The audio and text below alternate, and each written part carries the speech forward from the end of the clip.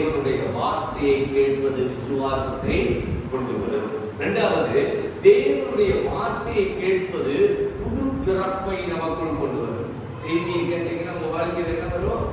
புது பிறப்பு. ஐ மீன், இப்ப நான் கொஞ்சம் முன்னாடி சொன்னேன், நம்ம வாழ்க்கையில அது மீண்டும் பிறக்கும். மூன்றாவது, தேவனுடைய வார்த்தையை கேட்பது நமக்குள்ள ஜீவனை உருவாக்கும். நாலாவது, ஆத்மாவுக்கு அது ஆறுதலை கொண்டு வரும். எதைய? தேவனுடைய வார்த்தையை கேட்பது ஆத்மாவுக்கு ஆறுதலை கொண்டு வரும். ஐந்தாவது, தேவனுடைய வார்த்தையை கேட்பது நம்முடைய வாழ்க்கையில சுத்திகரிப்பை கொண்டு வரும். நம்முடைய வாழ்க்கையில இருக்கிற மாசு, கரை, திரை எல்லாவற்றையும் அகற்றி நம்மை பரிசுத்தப்படுத்தும். தேவனுடைய வசனமே சத்தியம், நம்மை பரிசுத்தமாக்கும். அடுத்தது, தேவனுடைய வார்த்தையை கேட்பவர்கள் மேல் ஆவி இறங்கும். அப்படின்னா என்ன அர்த்தம்? பரிசுத்த ஆவியானதுனால நிறைவீங்க, அவருடைய அபிஷேகத்தினால நிறைவீங்க. ஹல்லேலூயா. அடுத்தது, ஆமென். மூன்றாவது பகுதிக்கு தான் நம்ம இப்ப போக போறோம். என்னது போகிறோம்? மூன்றாவது. என்னது மூன்றாவது பகுதி? விசுவாசத்தின் மொழியை பேசுங்கள். மொழின்னா என்ன? லாங்குவேஜ். மொழியை, விசுவாசத்துக்கு ஒரு மொழி, விசுவாசத்தின் மொழி. தமிழ் மொழி, மலையாள மொழி, ஆங்கில மொழி இருக்கிறது போல விசுவாசத்துக்கு ஒரு மொழி.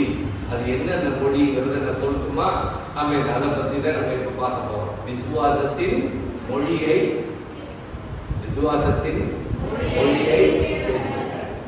இந்த பகுதியை நீங்க கேட்டீங்கன்னா உங்க வாழ்க்கையில நிச்சயமா ஒரு மாற்றத்துக்கு நீங்க தீர்மானம் எடுக்கணும். காரணம் என்னன்னா, அது அவ்வளவு தூரம் உங்களோட பேசும்.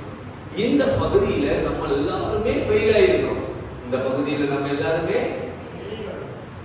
புரியுதா இல்லையா? நம்ம எல்லாரும் தோத்து போயிருக்கிறோம். போடுங்க பார்க்கலாம். முதல் வார்த்தை, விசுவாசத்துக்கும் நம்முடைய பேச்சுக்கும் இடையில நெருங்கிய தொடர்பு இருக்கிறது. விசுவாசத்துக்கும் நம்முடைய பேச்சுக்கும் இடையில என்ன இருக்கிறது? நெருங்கிய தொடர்பு இருக்கு. ஏன்னா நீ விசுவாசிக்கிறதான் நீ பேசுவ. நீ எதை விசுவாசிக்கிறியோ அதைத்தான் பேசுவ. நீ எதை நம்புறியோ அதைத்தான் என்ன செய்வ? பேசுவ. நீ தோல்வியை நம்பினா தோல்வியை தான் பேசுவ. உன் உள்ளத்துக்குள்ள தோல்வியின் எண்ணத்தை நம்பி கொண்டு இருக்கிறேன்னா நீ எதை பேசுவ? தோல்வியை தான் பேசுவ. அதே சமயத்துல நீ விசுவாசத்தை நம்புறீன்னா விசுவாசத்தை தான் பேசுவ. அப்போ அந்த விசுவாசம் யாரா இருக்கிறார்? இயேசுவா இருந்தா இயேசுவை பத்தி தான் நீ என்ன செய்வ? பேசுவ. நீ உலகம் தான் உன்னோட விசுவாசமா இருந்தா உலகம் தான் உன் பேச்சா இருக்கு. ஆமென். உன்னுடைய சுயம் தான் உன்னுடைய பேச்சா இருந்தா, உன்னுடைய விசுவாசமா இருந்தா உன்னுடைய சுய பேச்சு தான் வரும். உன் வசனம் உன் விசுவாசமா இருந்தா வசனத்தை. அப்ப விசுவாசத்துக்கும் நம்முடைய பேச்சுக்கு என்ன உண்டு? நெருங்கிய, ரெண்டை பிரிக்கவே முடியாது. ஹல்லேலூயா. அப்போ 2 கொரிந்தியர் 4ஆம் அதிகாரம் 13ஆம் வசனத்துல அப்போஸ்தலர் பவுல் சொல்ற, விசுவாசித்தேன் ஆகையால் பேசினேன். 2 கொரிந்தியர் 4ஆம் அதிகாரம் 13ஆம் வசனம் சொல்லுது என்னன்னு?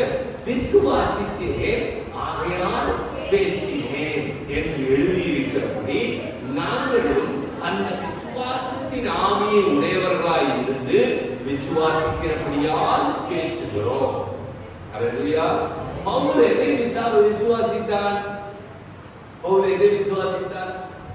ஆண்டவராகிய இயேசு கிறிஸ்துவை, ஆண்டவராகிய இயேசு கிறிஸ்துவின் வார்த்தையை விசுவாசித்தான். ஆகையால் அவன் எதை பேசுகிறான்? விசுவாச வார்த்தைகளை பேசுகிறான், வேத வசனங்களை பேசுகிறான். ஹல்லேலூயா. இயேசுவை குறித்து பேசுகிறேன். பவுல்கிட்ட போய் கேட்டோம்னா எதை பத்தியா பேசுற அப்படின்னா, எனக்கு எதை பத்தியும் பேச மனசு இல்ல, பேசுறதுக்கு ஒருத்தர் மாத்திரம் தான் இருக்கிறாரு. அவர் யாருன்னா ஆண்டவராகிய இயேசு கிறிஸ்து. ஹல்லேலூயா. ஒரு இடத்துல சொல்றாரு, நான் கர்த்தராகிய இயேசு கிறிஸ்துவின் சிலுவையை குறித்தே அல்லாமல் வேறொன்றை குறித்தும் நான் என்ன செய்ய மாட்டேன்? மேன்மை பாராட்ட மாட்டேன். எனக்கு மேன்மை பாராட்டுவதற்கு உலகத்தில் அநேகம் உண்டு. நான் படித்தவன், பணக்காரன், ஆமென், எபிரேயனுக்கு எபிரேயன், பரிசேயனுக்கு பரிசேயன், ரோமனுக்கு ரோமன், ஆமென், 8ஆம் நாளில் விருத்த சேதனம் பண்ணினவன், நியாயப்பிரமாணத்தின்படி சரியாய் வாழ்கிறவன். ஆனால் இது எல்லாம் எனக்கு லாபம் இல்லை, இது எல்லாவற்றையும் நஷ்டம் என்றும் குப்பை என்றும் என்கிறேன். ஒன்னே ஒன்றுதான் எனக்கு மேன்மை என்று சொல்வது. அது எதுவென்றால் இயேசு கிறிஸ்து. அல்லேலூயா. தேவனுடைய வார்த்தை, அதை நான் விசுவாசித்தேன், ஆகையால் நான் விசுவாசத்தை பேசுகிறேன். அப்ப நம்முடைய விசுவாச மொழி, லாங்குவேஜ் எப்படி இருக்கணும்? இயேசுவை குறித்ததாக இருக்கணும், தேவனுடைய வசனத்தை குறித்ததாக இருக்கணும். அப்படி விசுவாசத்தின் ஆவியை உடையவர்கள் மாத்திரம்தான் எதை பேச முடியும்? விசுவாசத்தை பேச. அதை நம்ம தெரிஞ்சுக்க. ஆகையால் என்னது? நாங்களும் அந்த விசுவாசத்தின் ஆவியை, எந்த விசுவாசத்தின் ஆவியை நம்ம முதல்ல பார்த்தபோது கொஞ்சம் விசுவாசம், பெரிய விசுவாசம் பார்த்ததுக்கு அப்புறம் விசுவாசம் என்னவா மாறுது? வரமாய் மாறுகிறது. அப்ப அந்த விசுவாச வர எனக்குள்ள இருந்தா நான் எதை உடையவன்? விசுவாச ஆவியை உடையவன். விசுவாச ஆவியை உடையவனாய் இருந்தால் மாத்திரமே விசுவாசிக்கிறபடி பேச முடியும். விசுவாச ஆவி இல்லைன்னா நமக்குள்ள என்ன வரும்? தோல்வியின் வார்த்தை தான் வரும். ஹல்லேலூயா, பிரைஸ் தி லார்ட். அப்போ விசுவாசத்தின் வார்த்தையை பேசணும் அப்படின்னா முதல்ல என்னலாம்? நாம் அவநம்பிக்கையின் வார்த்தைகளை பேசக்கூடாது. விசுவாசத்தின் வார்த்தையை பேசுறவன் எதை பேசக்கூடாது? அவநம்பிக்கையின் வார்த்தைகளை, அவநம்பிக்கையின் வார்த்தைகளை, அவநம்பிக்கையின் வார்த்தையை பேசினீங்கன்னா விசுவாசத்தை ஆவியால் பேசினேன்னு சொன்ன பவுல் மாதிரி நீ பேச முடியாது. விசுவாசித்தினா விசுவாசத்தின் ஆவியை உடையவனாய் இருந்தால் விசுவாசத்தை பேச வேண்டும். அப்ப அவநம்பிக்கையின் வார்த்தையை என்ன செய்யக்கூடாது? பேசக்கூடாது. அவநம்பிக்கையின் வார்த்தை என்ன? இதெல்லாம் எங்க அப்படித்தானே சந்தேகத்தோட. இரண்டாவது என்னது? விசுவாசத்தின் வார்த்தைகளை பேச வேண்டும். எப்ப பேசினாலும் விசுவாசத்தோட பேசணும். புரியுதா உங்களுக்கு? ஆமென். நம்ம ஏதோ சும்மா தான சொல்றோம்னு சொல்லிட்டு நிறைய பேசுறோம். சும்மா பேசுறதே நம்ம வாழ்க்கையில இருக்கக்கூடாது. பேசுற ஒவ்வொரு வார்த்தையும் வாயிலிருந்து வர்றது அத்தனையும் எப்படி இருக்கணும்? விலை உள்ளதா இருக்கணும். ஹல்லேலூயா, மதிப்புள்ளதா இருக்கணும். அது தேவனுக்கு பிரியமுள்ளதா இருக்கணும். அப்ப அது செயல்படும். அப்ப அது என்ன செய்யும்? செயல்படும். நான் சிம்பிளா ஒரு வார்த்தை சொன்னா கூட அது ஆண்டவர் அங்கீகரிக்கிற காரணம் என்னன்னா எனக்குள்ள விசுவாச ஆவி இருக்கிறது. விசுவாச ஆவி என்ன செய்யும்? விசுவாசத்தை நடப்பிக்கும். ஹல்லேலூயா. எத்தனை பேருக்கு புரியுது? அப்படி இந்த வாரம் நீங்க அந்த வார்த்தையை பார்த்திருப்பீங்க. ஒரு வார்த்தையை சொன்னா அது நடக்கணும். ஹல்லேலூயா. இல்லைன்னா நான் விசுவாசத்தோட இருக்கிறதுனால பிரயோஜனமே இல்ல. நான் விசுவாசிக்கிற பேர்ல வாழ்றதுனால பிரயோஜனம் இல்ல. நீ சுகம் அடைவாய்னா சுகம் அடையணும், நீ பெற்றுக்கொள்வாய்னா நீ பெற்றுக்கொள்ளணும். காரணம் அந்த விசுவாச ஆவி கிரியை செய்ய வேண்டும் நமக்குள்ள. மூணாவது, தேவனுடைய வார்த்தை வார்த்தைகளின் வல்லமையை பற்றி பேசுகிறது. தேவனுடைய வார்த்தை எதை பத்தி பேசுது? வார்த்தைகளின். அப்ப நான் சொல்ற வார்த்தையில என்ன இருக்கணும்? வல்லமை இருக்கணும். ஹல்லேலூயா, பிரைஸ் தி லார்ட். எத்தனை பேருக்கு புரியுது? நான் சொன்னா அதுல பவர் இருக்கும். நான் சொல்றதுல என்ன இருக்கணும்? பவர் இருக்கும். அதுதான் விசுவாசத்தின் வார்த்தை. அப்போ விசுவாசத்தின் வார்த்தை என்று நீ எதை சொல்லுகிறாய்? தேவனுடைய வார்த்தையை சொல்லுகிறாய். இந்த தேவனுடைய வார்த்தை ஒவ்வொன்றும் என்னவாய் இருக்கிறது? வல்லமையின் வார்த்தையாய் இருக்கிறது. இந்த வார்த்தையில் என்ன இருக்கு? வல்லமை இருக்கு. அப்போ வல்லமை, தேவனுடைய வார்த்தையின் வல்லமையை பற்றி பேசுவதுதான் விசுவாச மொழி. விசுவாச மொழி புரியுதா உங்களுக்கு? விசுவாச மொழி என்று சொன்னால் என்ன? the language of faith என்ன? தேவனுடைய வார்த்தையின் வல்லமையை பேசுவது. அப்போ தேவனுடைய வார்த்தையின் வல்லமையை சொன்ன என்ன? நீ சுகமடைவாய், நீ பெற்றுக்கொள்வாய், உன்னை கர்த்தர் ரட்சிக்கிறார், உன்னை சுகமாக்குகிறார், உன்னை பெரிதாக்குகிறார், உன்னை உயர்த்துகிறார், உன்னை மேன்மைப்படுத்துகிறார், உன் வாழ்க்கையில் இருக்கிற எல்லாவற்றையும் மாற்றி புதிதாக்குகிறார், உன்னை கூர்மையாய் மாற்றுகிறார், உன்னை ஒரு இயந்திரமாய் மாற்றுகிறார். வார்த்தையின் வல்லமை அது அப்படியே. இதுல நெகட்டிவா பேசினாலும் இருக்கு, ஆனா நெகட்டிவா பேசல. ஹல்லேலூயா. எதிர்மறையான காரியங்களை நீ பேசினாலும் அது என்ன செய்யும்? நடக்கும். காரணம் என்ன? வார்த்தையின் வல்லமையை பேசுகிறாய். ஹல்லேலூயா. சொல்ல மாட்டீங்களா? ஹல்லேலூயா. Praise the Lord. அப்போ ஏன் இந்த வார்த்தையின் வல்லமையை குறித்து சொல்லும்போது நீதிமொழிகள்ல 18:21 வாசிக்கிறோம். நீதிமொழிகள் 18:21 என்ன எழுதிருக்கு? மரணமும் ஜீவனும் நாவின் அதிகாரத்தில் இருக்கிறது. அப்ப வார்த்தையின் வல்லமை என்னத்தை கொண்டு வரும்? மரணத்தையும் கொண்டு வரும். வார்த்தையின் வல்லமை ஜீவனையும் இருக்கிறீங்களா? வார்த்தையின் வல்லமை என்ன கொண்டு வரும்? மரணத்தையும் கொண்டு வரும். அது ரெண்டு எங்க இருக்கு? யாருடைய நாவில் இருக்கு? சொல்லுங்க. உன் நாவில் இருக்கு. நீ பேசுகிற வார்த்தை அவநம்பிக்கையின் வார்த்தையா இருந்தா அது மரணத்தை கொண்டு வரும், தோல்வியை கொண்டு வரும், இழப்பை கொண்டு வரும். நீ பேசுற வார்த்தை விசுவாசத்தின் வார்த்தையா இருந்தா, அது தேவனுடைய வார்த்தையின் வல்லமையை வெளிப்படுத்துகிறதா இருந்தா அது ஜீவனை கொண்டு வரும். அல்லேலூயா. மரணமும் ஜீவனும் தேவனுடைய நாவின் அதிகாரத்தில் இருக்கிறது. அதில் பிரியப்படுகிறவர்கள் அதில் நன்மையை புசிப்பார்கள். உன் பிரிய எது? உன் பிரிய எது? புலம்புறதா? உன் பிரிய எது? தீமையானத பேசுறதா? உன் பிரிய எது? அழிவை குறித்து பேசுறதா? உன் பிரிய எது? தோல்வியை குறித்து பேசுறதா? அப்பன்னா நீ தோல்வியத்தான் சாப்பிடுவ. புரியலையா? ஹலோ, புரியுதா? நான் ஃபெயில் ஆயிருவேன்னா அதுதான் உனக்கு ஃப்ரூட். நான் பாஸ் ஆயிருவேன்னா அதுதான் உனக்கு ஃப்ரூட். நான் நல்லா இருப்பேன்னா அதுதான் உனக்கு ஃப்ரூட். நீ என்ன பேசுறியோ அதுதான் உனக்கு பழமா கிடைக்குது, கனியா கிடைக்குது. அதுதான் உன் வாழ்க்கையில பலனா வருது. அதில் பிரியப்படுகிறவர்கள். எதில் பிரியப்படுகிறவர்கள்? மரணத்தில் பிரியப்படுகிறவர்கள் மரணத்தின் கனியை புசிப்பார்கள். ஜீவனில் பிரியப்படுகிறவர்கள் ஜீவனின் கனியை. அப்ப நான் நல்லதை பிரியப்படுறேன் அப்படின்னா உன் வாழ்க்கையில நல்லதே நடக்கும். நன்மையை பிரியப்படுறீங்கன்னா உன் வாழ்க்கையில நன்மை நடக்கும். ஜெயத்தை, வெற்றியை பிரியப்படுறீங்கன்னா வெற்றி நடக்கும். நீ எதை பிரியப்படுற? உன் பிரிய எதன் மேல இருக்கு? அதுதான் உன் விசுவாசம். அல்லேலூயா. புரிஞ்சுதான் புரியுது. அப்ப நீ எதை பேசுவ? உன் பிரிய எதுவோ அதைத்தான் பேசுவ. உன் பிரியமில்லாத, எனக்கு பிரியமில்லாததை நான் ஒருபோது எதை செய்யறதே பேசுறதே. அப்ப நீ எதை அடிக்கடி பேசுறீங்களோ அப்ப உன் பிரியம் எங்க இருக்கு? அது மேல. Alleluia. Praise the Lord. Amen. அடுத்த வார்த்தை இரண்டாவது, நீதிமானுடைய வாய் ஜீவ ஊற்று. நீதிமொழிகள் 10ஆம் அதிகாரம் 11ஆம் வசனத்தில் இருக்கு. என்னது? நீதிமானுடைய வாய் ஜீவ ஊற்று. ஆமென். கொடுமையோ அடைக்கும்.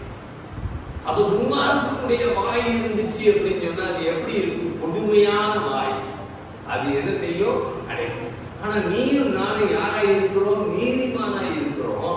உனக்குள்ள வருகிற வார்த்தைகள் என்னவா இருக்கணும்? ஜீவ ஊற்றாய் இருக்க வேண்டும்.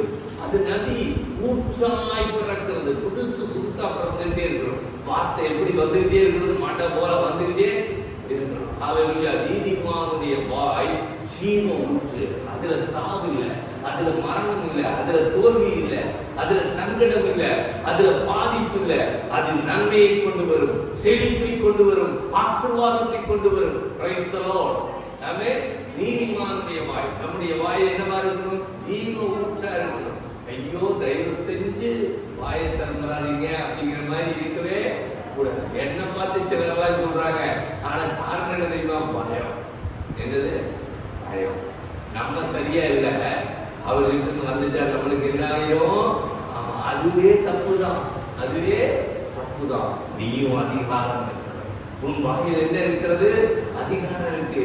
நீ ஆண்டவரால் நீதிமானாக்கப்பட்டிருக்கிறாய். அவருடைய இரத்தத்தால் கழுவப்பட்டிருக்கிறாய். அவருடைய பிள்ளையாயிருக்கிறாய். அப்ப அவருடைய வார்த்தை உனக்குள்ள இருந்தா உன் வாய் என்னவா இருக்கிறது? ஜீவ ஊற்றாயிருக்கிறது. அப்ப துன்மார்க்கனுடைய கொடுமையுள்ள வாயாயிருக்கவே கூடாது. Alleluia. Praise the Lord. Amen. இங்க என்ன சொல்லிருக்கு? அப்படி நீதிமானுடைய வாய் ஜீவ ஊற்றாய் இருந்தால் சம்பவிக்கிற ஒரு காரியம் பாருங்க. சங்கீதக்காரன் சொல்லுகிறார், என் இருதயம் நல்ல விசேஷத்தினால் பொங்குகிறது. நான் ராஜாவை குறித்து பாடின கவியை சொல்லுகிறேன். என் நாவு நிறைவாய் எழுதுகிறவனுடைய எழுத்தாணி. என்ன அர்த்தம்? என் நாவு விரைவாய் வேகமாய் எழுதுகிறவனுடைய எழுத்தாணினா பேனா. எழுத்தாணினா பேனா. புரியுதா உங்களுக்கு? என் நாவு விரைவாய் எழுதுகிறவனுடைய எழுத்தாணி. அப்ப எதை எழுதுவ? உன் நாக்குல நீ எதெல்லாம் பேசுறியோ அதெல்லாம் எழுதிடுற. அழிக்கவே முடியாது. அழிக்க முடியாததான் நீ எழுதுற. ஆனா உலகத்துல எழுதாத, தேவனுடைய வார்த்தையில எழுது. அது உன் இருதயத்தை விசேஷத்தினால் பொங்க செய்யும். என்ன செய்வது? உன் இருதயத்தை பொங்க செய்கிற வார்த்தைகளை பேசணும். இருதயத்தை மகிழச் செய்கிற வார்த்தைகள், இருதயத்தை சந்தோஷிப்பிக்கிற வார்த்தைகள், இருதயத்தை பலப்படுத்துகிற வார்த்தைகள். இது எந்த வார்த்தை? விசுவாச மொழியாகிய தேவனுடைய வார்த்தை. ஹல்லேலூயா.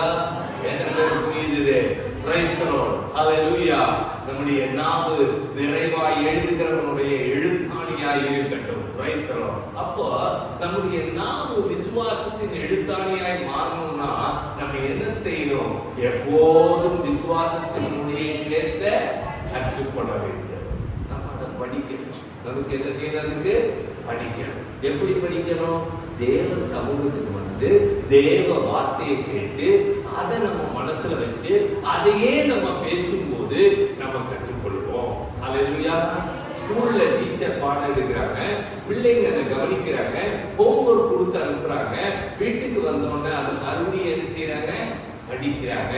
அப்போ நம்ம கேட்கிற இந்த விசுவாச வார்த்தை, விசுவாச மொழியை நம்ம வீட்டுக்கு போயிட்டு அடுத்த வாரம் வரைக்கும் அதை மறந்துறது இல்லை. நம்ம என்ன செய்யணும்? அதை கற்றுக்கொள்ள வேண்டும். என்ன சொல்ல வேண்டும்? கற்றுக்கொள்ளணும். வீட்டுல போய் உட்கார்ந்து வாசிக்கணும். ஆண்டவரே, நாவு விரைவாய் எழுதுகிற எழுத்தாணியை போல இருக்கணும். ஆண்டவரே, என் வாய் ஜீவ ஊற்றை போல இருக்கணும். ஜீவ நாவே நாற்றவாயா இருக்கக்கூடாது. என்ன வாயா இருக்கக்கூடாது? நாற்றவாய். சில வாயை திறந்தாவே நாட்ட பல்லே விளக்க மாட்டாங்களா என்பது அப்படி இல்லை. ஜீவ ஊற்றா இருக்கணும், மதுரமாய் இருக்கணும், பேச்சுல இனிமை இருக்கணும், அது நன்மை கொண்டு வருகிற வாயா இருக்கணும். அப்ப விசுவாசத்தின் மொழியை பேச நம்ம என்ன செய்யணும்? சொல்ல முடியும். கற்றுக்கொள்ளணும். எத்தனை பேர் கற்றுக்கொள்ள தயார? நம்ம கற்றுக்கொள்ளணும். அடுத்தது விசுவாசம் இல்லாத மற்ற சாம வார்த்தைய பேசக்கூடாது. விசுவாசம் இல்லாத வார்த்தையை பேசவும் கூடாது, சாம வார்த்தையை பேசவும். விசுவாசம் இல்லாத வார்த்தையை பேசுறதுனால அது பிரயோஜனம் இல்ல. அது கொடுமையத்தான் கொண்டு வரும். கொடுமையத்தான் கொண்டு வரும். விசுவாசம் இல்லாத வார்த்தையை நம்ம வாயில இருந்து என்ன செய்யக்கூடாது? இதெல்லாம் எங்களால முடியாது. நீங்க சொல்லிட்டு இருக்கிறீங்க, நாங்க கேட்கிறோம், எப்படி ட்ரை பண்றதுன்னே தெரியல, எப்படியோ சொல்லுங்க அப்படிங்கிறீங்களா? விசுவாசம் இல்லாத வார்த்தையை நம்ம வாழ்க்கையில என்ன செய்யக்கூடாது? பேசவே. எந்த வார்த்தையையும் தேவனை சார்ந்த விசுவாச வார்த்தையை பேசணும். ஹல்லேலூயா. என் ஆத்துமாவை ஏன் கலங்குகிறார்? என் ஆத்துமாவை ஏன் தியங்குகிறார்? என் தேவனை நோக்கி காத்திரு. என் முகத்துக்கு ரட்சிப்பும் என் தேவனுமாய் இருக்கிறவரை நான் இன்னும் துதிப்பேன். எவ்வளவு ஒரு விசுவாச வார்த்தை பாருங்க. நீ கலங்காத, நீ திகையாத, அவரை மாத்திரம் நோக்கியிரு. அவர் உனக்கு ரட்சிப்பை தருவாரு. ஹல்லேலூயா. விசுவாசம் இல்லாத வார்த்தையை பேசுறது என்ன? மனசு இப்படித்தான் இருக்குது, கஷ்டமா இருக்குது, வேதனையா இருக்குது, துக்கமா இருக்குது, நான் அவ்வளவுதான், எனக்கு நீ ஒண்ணு இல்லை. ஆமென். இருக்கிறீங்களா? பேசுறதே இல்லை. நீங்க நான் தான் பேசுறேன், அதனால உங்களுக்கு தெரியாது. நான் பேசுறது தான் உங்களுக்கு சொல்றேன். ஆமென். நீங்க எல்லாம் அப்படி பேசுறது இல்ல. கர்த்தர் நல்லவர். மூணாவது காரியம், விசுவாசத்தின் வார்த்தைகளை பேசும்போது நமக்கு அங்கீகாரம் கிடைக்கிறது. என்ன கிடைக்கிறது? விசுவாசத்தோட பேசி பாருங்க, உங்களை 4 பேர் மதிப்பாங்க. ஆமென். பாஸ்டர் போனேன், நான் ஜோன்சன் கிட்ட போனேன், பேசினேன். அவன் 2 வார்த்தை சொன்னா ரொம்ப சந்தோஷமா இருக்கு. அவன் நல்லா பேசினான், நல்ல வார்த்தை அவர் வாயிலிருந்து வருது. ஹல்லேலூயா. ஆமா, கலைசிஸ்டர்கிட்ட போனேன், 2 வார்த்தை பிரச்சனையெல்லாம் சொன்னேன், நல்ல 2 விசுவாச வார்த்தையை சொன்னாங்க. மனசே தெம்பாயிடுச்சு. இப்ப யாருக்கு அங்கீகாரம்? கலைசிஸ்டர், ஜெபிக்கிற சிஸ்டர், வேத வாசிக்கிற சிஸ்டர், அபிஷேகம் பெற்ற சிஸ்டர். ஆமென். நம்ம ஐயோ அந்த அம்மாட்ட போய் சொல்றது அது இது சொல்லிட்டு நடக்கிற காரியமும் அப்படியா? அங்கீகாரம். என்ன அங்கீகாரம்? நல்ல அங்கீகாரம் கிடைக்கும். ஹல்லேலூயா. விசுவாச வார்த்தைகளை பேசும்போதுதான் நம்ம வாழ்க்கையில என்ன கிடைக்கும்? அங்கீகாரம் கிடைக்கும். Hallelujah. Praise the Lord. Amen. ரோமருக்கு எழுதின நிருபம் 10ஆம் அதிகாரம் 9ஆம் வசனம் சொல்லுது, நாம் நாவினால் அறிக்கையிடுவதால் தான் நாம் ரட்சிக்கப்பட்டோம். அங்க அப்படித்தான் இருக்கு. ஆமென். நீ என்ன செய்ய வாசிங்க பார்க்கலாம். யாராவது ஒருத்தர் 10:9 ரோமர் 10:9 இல்ல அது நான் போட்டு எழுதி இருக்கிறேன். நீங்க வாசிங்க, வசனத்தை வாசிங்க. ரோமர் 10:9 என்னவென்றால் கர்த்தராகிய இயேசுவை நீ வாயினாலே அறிக்கையிட்டு கர்த்தர் அவரை மரித்தோரில் இருந்து எழுப்பினார் என்று உன் இருதயத்தில் விசுவாசித்தால் நான் ரட்சிப்பேன். அப்ப நீங்க ரட்சிக்கப்பட்டது எதனாலே? உன் நாவுனால அறிக்கையிட்டதுனாலதான். அப்போ உன் நாக்குல அறிக்கை எப்படிப்பட்ட அறிக்கை வந்தது? இயேசு என் பாவங்களை மன்னித்தார், இயேசு எனக்காக ரத்தம் சிந்தினார், இயேசு எனக்காக பாடுபட்டு மரித்தார், இயேசு நான் பட வேண்டிய பாடுகளை அவர் பட்டார், இயேசு தான் என் தெய்வம். அறிக்கை. நாக்குல நீ பேசுற உன் விசுவாச மொழிய பேசினதுனாலதான் நீ பாவத்திலிருந்து ரட்சிக்கப்பட்டாய், நீ சாவத்திலிருந்து ரட்சிக்கப்பட்டாய், நீ உலகத்திலிருந்து ரட்சிக்கப்பட்டாய், நீ பிசாசின் பிடியிலிருந்து ரட்சிக்கப்பட்டாய், தீய கிரியைகளிலிருந்து ரட்சிக்கப்பட்டாய், துர்காரியங்களிலிருந்து ரட்சிக்கப்பட்டாய். எப்படி நீ ரட்சிக்கப்பட்டாய்? உன் வாயில சொன்னதுனால. நீ எதையாவது செஞ்சதுனாலயா? கிருபையினாலே ரட்சிக்கப்பட்டீர்கள். ஆகவே நம்ம வாயில சொல்றோம். என்னன்னு சொல்றோம்? நாம் தேவன் என்ன செய்தார்? எனக்காக மரித்தார். அந்த வசனத்தை வாசிங்க பார்க்கலாம். நம்முடைய கர்த்தராகிய இயேசு கிறிஸ்து என்னவென்றால் இயேசு கிறிஸ்துவை நீ இப்ப இந்த இடத்துல நான் போடுங்க.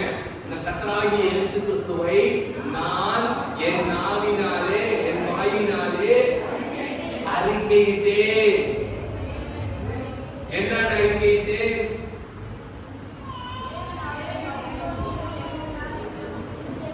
நீங்க வசனத்தை படிங்க, நான் படிக்கிறேன். என்னவென்றால் கர்த்தராகிய இயேசுவை நான் என் வாயினாலே அறிக்கையிட்டு தேவன் அவரை மரித்தோரிலிருந்து எழுப்பினார் என்று என் வாயினாலே என் இருதயத்திலே விசுவாசித்தேன். ஆகையால் ரட்சிக்கப்பட்டேன். புரியுதா உங்களுக்கு? உங்களோட ஸ்டேட்மெண்ட் என்னோட ஸ்டேட்மெண்ட் அதுதான். நான் எப்படி ரட்சிக்கப்பட்டேன்? நான் ஒரு காரியம் செஞ்சேன். முழங்கால போட்டு என் பாவத்தை எல்லாம் அறிக்கை செஞ்சுட்டு ஆண்டவர்கிட்ட சொன்னேன், ஆண்டவரே இயேசுவே நீர் என்ன செய்யப்பட்டீர்? எனக்காக மரித்தீர் அப்படிங்கிறத நான் சொன்னேன். அவர் மரித்தவரா மாத்திரம் இல்ல, அடக்கம் பண்ணப்பட்டவரா மாத்திரம் இல்ல, தேவன் அவரை மரித்தோரிலிருந்து எழுப்பினார் என்பதை நான் விசுவாசித்தேன். அதை நான் விசுவாசித்து என் இருதயத்தில் விசுவாசித்து வாயினாலே அறிக்கை செய்தேன். என் வாயினால் அறிக்கை செய்த போது நான் என்ன செய்யப்பட்டேன்? ரட்சிக்கப்பட்டேன். அப்ப விசுவாசத்தின் மொழியை நான் பேசினேன். அத ஆண்டவர் வருது வரைக்கும் விசுவாச மொழியை என்ன செய்யணும்? நம்ம பேசணும். கர்த்தர் பிரைஸரோட அர்த்தத்தை போடுங்க. ஆமென். அப்போ கெட்டகுமாரன் ஒரு உதாரணம். கெட்டகுமாரன் லூக்கா 15ஆம் அதிகாரம் 17ஆம் வசனத்துல இருக்கு. கெட்டகுமாரன் அவன் என்ன செய்தான்? கெட்டகுமாரன் இளையகுமாரன் என்ன பண்ணா? அப்பா கிட்ட இருந்து சொத்து எல்லாத்தையும் வாங்கிட்டு தூர தேசத்துக்கு போயிட்டான். போய் அப்பா கொடுத்த சொத்தை எல்லாம் அழிச்சான், சாப்பிட்டான். இஷ்டம் போல மனம் போல ஜாலியா வாழ்ந்தான். யாரும் என்ன கண்ட்ரோல் பண்றது கிடையாது. அப்பா கேட்கறதுக்கு இல்ல, அம்மா கேட்கறதுக்கு இல்ல, அண்ணன் கேட்கறதுக்கு இல்ல, தம்பி கேட்கறதுக்கு இல்ல, ஊர் கேட்கறதுக்கு இல்ல, சொந்தம் கேட்கறதுக்கு இல்ல, மாமா மச்சான் கேட்கறதுக்கு இல்ல, யாரும் கேட்கறதுக்கு இல்ல. யார் தான் எனக்கு எஜமான, நான் தான் பெரிய ஆள், நான் செய்யறதுதான் பெருசு அப்படின்னு போய் வாழ்ந்தான். இருக்கிறதெல்லாம் கரைஞ்சிருச்சு. இருக்கிறதெல்லாம் கடைசியா ஒண்ணுமே இல்லை. என்ன இல்லை? ஒரு காசும் கையில இப்ப சோத்துக்கு சிங்கி. அப்ப என்ன செய்யறான்? ஒரு ஆள்கிட்ட வேலைக்கு அவன் ரொம்ப கொடுமைக்காரன். பண்ணி மேய்க்கிற வேலை மட்டும்தான் இருக்கு. அப்ப பண்ணி மேய்க்கிற வேலைக்கு ஓகேன்றான். கிடைச்சா போதுமே. நம்ம சில நேரத்துல எல்லாம் அப்படித்தான் இருக்கிறோம். சொல்றேன். அப்போ அவன் ஓகேன்னு போய் அங்க இருந்தான். இப்பதான் பண்ணி மேய்க்கிற இடத்துல சாப்பாடு கொஞ்சம் தான் கொடுக்குறாங்க. பசி ஆற மாட்டேங்குது.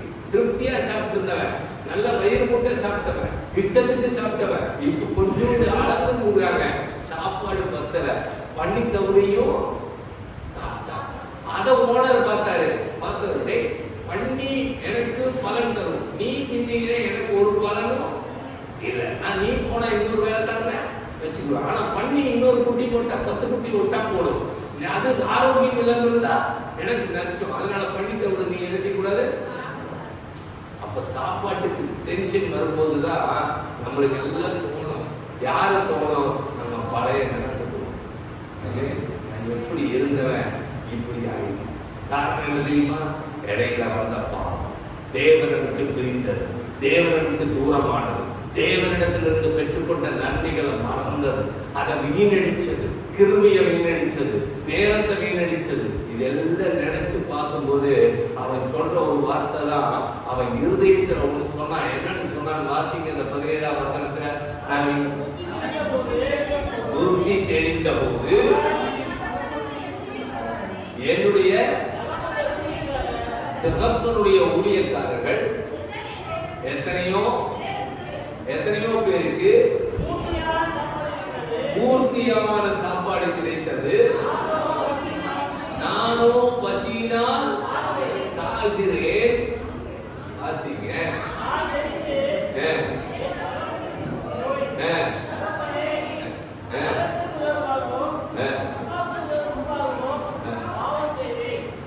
என்ன சொன்னாங்க மாயில? தகப்பனே பரத்துக்கு விரோதமாகவும் உமக்கு முன்பாகவும். எதுன்னு சொன்னா? அப்ப அவனோட உள்ளுக்குள்ள என்ன விசுவாசம்? எங்க அப்பா வீட்டுல சாப்பாடு இஷ்டத்துக்கு இருக்கு, வேலைக்காரன் இஷ்டத்துக்கு சாப்பிட்டு போயிட்டு இருக்கான், அப்பா கேட்கிறதே இல்ல. இந்த வேலைக்காரன் இந்த எஜமான என்ன 100 கேள்வி கேட்கிறான், எங்க அப்பா ஒரு வார்த்தை கூட எவ்வளவு சாப்பிடுறான்னு சொன்னாரு. ஆனா நான் அதையெல்லாம் உதறிட்டு இங்க வந்துட்டேன். அவன் நம்ம வாழ்க்கையில நிறைய நேரங்கள்ல நமக்கு கிடைச்ச நல்ல பாக்கியங்களை நம்ம இப்படித்தான் இழந்தோம். சில உலக காரியங்களுக்காக ஆண்டவரை தூக்கி போட்டுறோம், ஆண்டவரை விட்டு தூரம் போயிடுறோம். நீ திரும்பி வா. திரும்பி வந்துட்டீங்கன்னா உன் விசுவாச வார்த்தை எப்படிப்பட்டதா இருக்கணும்? ஆண்டவரே, நான் உமக்கு முன்பாகவும் கரத்துக்கு முன்பாகவும் என்ன செய்தேன்?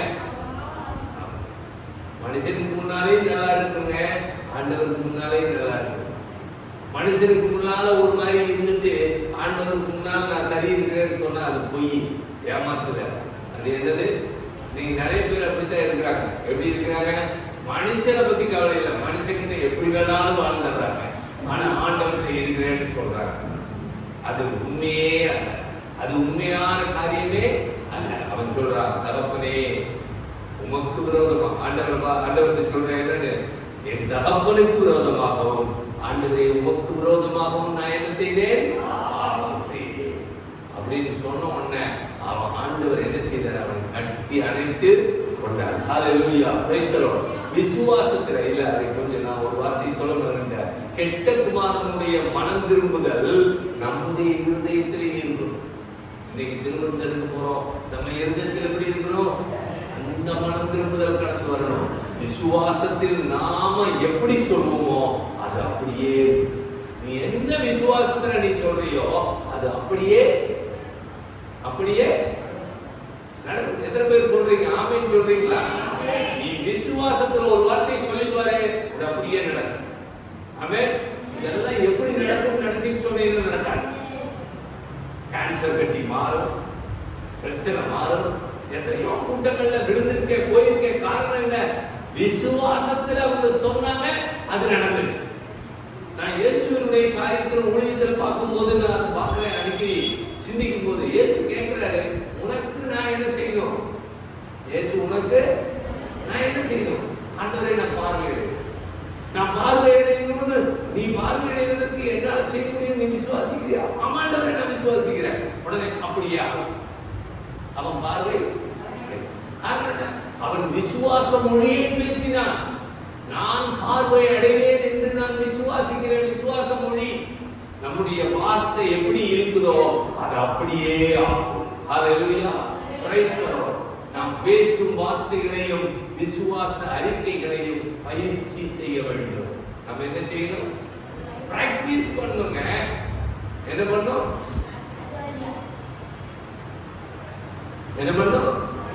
பிராக்டிஸ் பண்ணணும். விசுவாச வார்த்தை சும்மா அப்படியே வர்றதில்லை, பிராக்டிஸ் பண்ணணும். என்ன பண்ணணும்? எப்படி பிராக்டிஸ் பண்ணணும்? வீட்டுல இருக்கும்போது, ஆமா, புருஷன் சோர்வா இருக்கும்போது நீங்க சொல்லணும், கவலைப்படாதீங்க, கர்த்தர் உங்களோட இருக்கிறார், உங்களுக்கு ஜெயத்தை தருவார். காலையில வேலைக்கு போகும்போது, இன்னைக்கு கர்த்தர் என்னை வெற்றியா நடத்துவார், ஆமென், அவர் கூட இருக்கிறார். ஹல்லேலூயா. நான் சொல்றதெல்லாம் நடக்கும். ஆமென். இயேசுவின் நாமத்தினால நான் சொல்றதெல்லாம் நடக்கும். சொல்லிக்கிட்டே போ. இன்னைக்கு என்ன சொல்ல போறானோ, என்ன திட்ட போறானோ, எப்படி பேச போறானோன்னு போவ, அப்படியே தான் அவன் பேசுவான். ஆமென். விசுவாச வார்த்தைகளை பேசுவதற்கு நீ பயிற்சி செய்ய வேண்டும். எப்படி? எழுத்துல இல்ல, வழக்கத்துல இல்ல, நடப்புல இல்ல போன்ற எதிர் வார்த்தைகளை தவிர்க்க வேண்டும். நடப்புல இல்லைன்னு என்ன அர்த்தம்? நாங்க படிச்சு நடக்காது அப்படியெல்லாம் எங்கேயும் சொல்லங்க, எழுதலங்க, நான் இதுவரைக்கும் படிச்சது இல்லை. இன்னும் அடுத்தது என்ன சொல்லிருக்கு? இதெல்லாம் நடக்கலையே இல்லை. ஆமென். நம்ம ஆரம்பத்துல விசுவாசத்தை பற்றி படிக்க ஆரம்பிக்கும் போது நோவாவை பத்தி படிச்சோம். வேலையை விட்டு முன்னா அவன் மழையை பார்த்ததே இல்லை. ஆனா மழையை பத்தி உலகத்துல இருக்கிறவன் சொன்னா என்ன சொல்லுவான்? நடக்காத விஷயத்த, வழக்கத்தில் இல்லாதத, கரெக்டு தானே? எவனுமே சொல்லாதத, யாருமே சொல்லாதத, அதுதான் சொன்னேன். எழுத்துல இல்ல, எங்கேயுமே நான் படிச்சதும் இல்லை, கேட்டதும் இல்லை. அடுத்தது வழக்கத்தில் இல்ல, இதெல்லாம் வழக்கத்தில் ஒரு நாள் கூட நடந்ததே. இப்படி பேசுறதுக்கு இல்ல ஆண்டவர் ஒண்ணு வச்சிருக்கிறது. விசுவாச வார்த்தை பேச வேண்டும். அது நேர்மறையான வார்த்தைகளை பேச வேண்டும். எதிர்மறையான வார்த்தைகளை என்ன செய்யணும்? புரியுதா உங்களுக்கு? அது இந்த இந்த இதெல்லாம் கிடைக்கிறது. நல்லா கவனிச்சீங்கன்னா பிரயோஜனமா இருக்கும். ஆமென். Praise the Lord. முடிக்கணும். அடுத்தது ஆமென். நீதிமொழிகள் 11:13. நீதிமொழிகள் 13:2. மனுஷன் தன் வாயின் பலனால் நன்மையை புசிப்பான், ரோகிகளின் ஆத்துமாவோ கொடுமையை. நீ எதை புசிக்க விரும்புற? நன்மையை புசிக்க விரும்புறியா? விசுவாச வார்த்தைய பேசு. அடுத்தது இதோட பேசுறேன். விசுவாச வார்த்தை புரிஞ்சுதா உங்களுக்கு? ஆமென். விசுவாச வார்த்தைய பேசு. என்னெல்லாம் சொல்றேன் நானே, வேற எங்கேயும் போவே இல்லை. உன் மொழி, வார்த்தை எப்படி இருக்கணும்? எப்படி இருக்கணும்? விசுவாசத்தோட. வெற்றி வார்த்தை தான். தோல்வியான வார்த்தை இருக்கவே, எதிர்மறையான வார்த்தை இருக்கவே. தேவனுடைய வார்த்தை வல்லமையுள்ள வார்த்தை. உன் வார்த்தை என்ன வார்த்தை? வல்லமையுள்ள வார்த்தை. அந்த வார்த்தையை பேசும்போது நீ அதனால்தான் ரட்சிக்கப்பட்ட. அப்ப அந்த வார்த்தை என்ன வார்த்தை? இயேசு எனக்காக மரித்தார், பாவங்களை கழுவினார், என்னை மீட்டார். இதெல்லாம் என்ன வார்த்தை? நான் இப்ப இயேசுவின் பிள்ளை, நான் பரிசுத்தமாக்கப்பட்டவன், நான் பாவம் இல்லாதவன், நான் தேவனுக்கு பிரியமானவன், நான் நீதிமான். இதெல்லாம் விசுவாச. ஹல்லேலூயா. உனக்கு கொள்ளமா தேவ சமூகத்தில் தேவ சமூகத்தில் நாமே ஒப்பு கொடுக்கலாம். Price the Lord. Hallelujah. Amen, amen, amen, amen, amen, amen, amen. Jesus. Hallelujah. Praise the Lord. Price the Lord. எல்லாரும் அப்படியே உனக்காகப்படி தேவ சமூகத்தில் திருப்பதிக்கு ஆயத்தமாக நாமே ஒப்பு கொடுக்கலாம். ஹல்லேலூயா. இயேசுவே, இயேசுவே, ஸ்தோத்திரம், ஸ்தோத்திரம், ஸ்தோத்திரம், ஸ்தோத்திரம். Price the Lord.